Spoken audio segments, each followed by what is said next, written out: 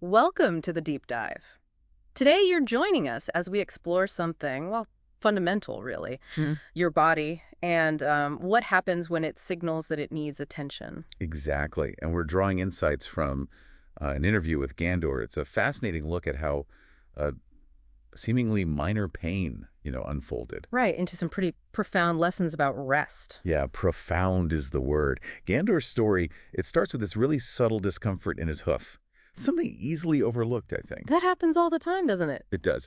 But this small issue, it sort of became a gateway to understanding how crucial it is for, well, for all of us, really, to listen to our body's signals. Okay, so let's unpack how this began. Gandour described the initial pain.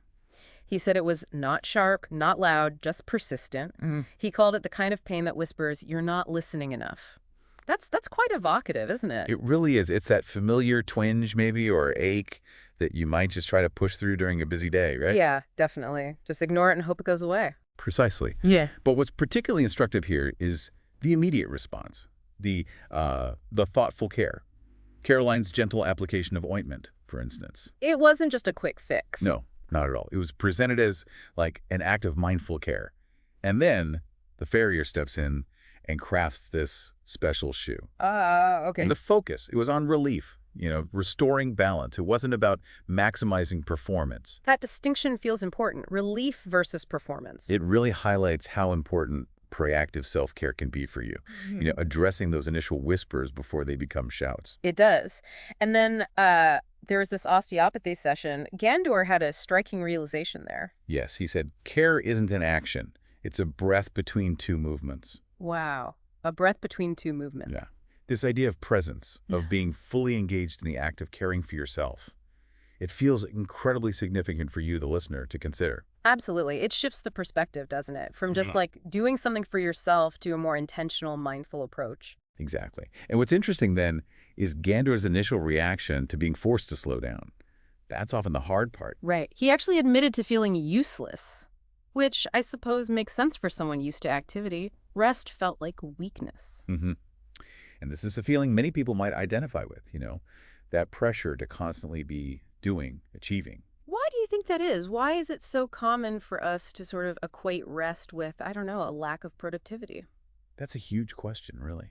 But Gandour's transition from that feeling to understanding rest as a moment of reprogramming is key. Reprogramming, how so? Well, he started incorporating gentle stretching, deliberate movement, focusing on his posture. He reframed rest. It wasn't passive inactivity anymore.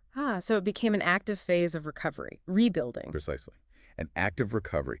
And this leads to another fascinating point Gandour makes. He realized, quote, the body always knows before the mind. Ooh, that's a big one. That instinct, that subtle feeling you might just dismiss.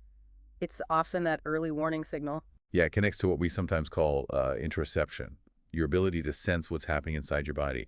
Those internal cues we often just, well, ignore. So Gandour's experience really underscores paying attention to those subtle messages. Definitely. And another profound lesson for you, the listener, was this understanding of unconditional care. He said, Caroline doesn't love me for what I do, but for who I am. That really speaks to self-compassion, doesn't it? Separating your worth from your achievements or your physical abilities at that moment. It truly does. It's about inherent value. And finally, there was this surprising power he discovered In stillness. in stillness. Yeah. In a culture that often values constant motion, nonstop everything, Gandour found strength in actually slowing down, finding power there. Which brings us beautifully to his final message, which feels really potent. It is, he says, your body isn't your enemy. It speaks. Listen to it, support it, and when it's ready, it will carry you further than you ever imagined. That's quite a reminder, isn't it?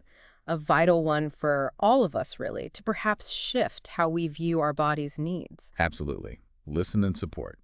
So as you go about your day, maybe just, think back. Consider a time when your body was trying to tell you something. Perhaps it was, I don't know, a persistent tension, a feeling of being totally drained, or just that inner nudge to slow down a bit. Mhm. What insights might you have gained? What might have changed if you had truly heeded that initial whisper? It's definitely something for you to consider.